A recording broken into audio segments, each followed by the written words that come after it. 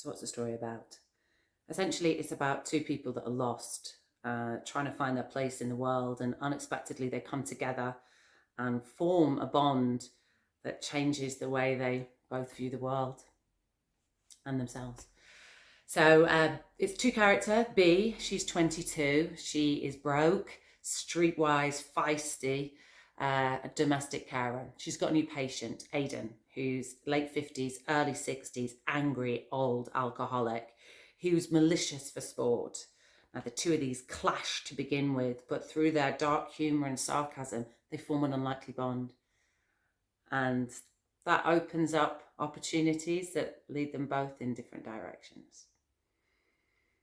So why this story though? Why did I even write it? Well, it's loosely based on me and my dad.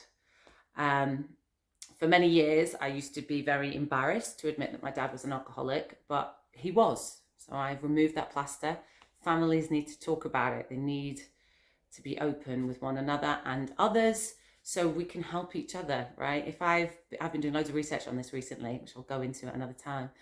And gosh, if I'd only known some of those things then, I knew now. So hopefully in some small way, this will help someone else out there. That's all I could ever wish for.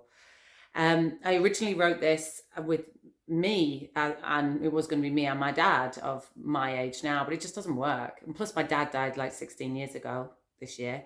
And so, yeah, it needed to be, the character of B needed to be younger because it plays on the immaturity between her naivety and sort of cockiness and his alcoholism, of where then you have these role dynamics of who's the person, who's the mature one and in charge now, and and it keeps going backwards and forwards. So it was important that I could show that. Also, removing it from being a daughter to being a carer, it adds that extra dynamic of when, if any of you have lived with someone that's an alcoholic, or indeed some illnesses, you don't know them. You know them, you look at them, but they're not who they were.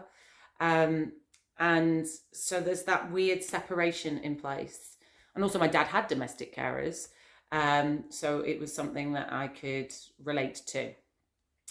So that's why, in a nutshell, this story, and that's why I'm writing it now, because, yeah, I feel I need to tell my version of events, my story, and hopefully just help someone.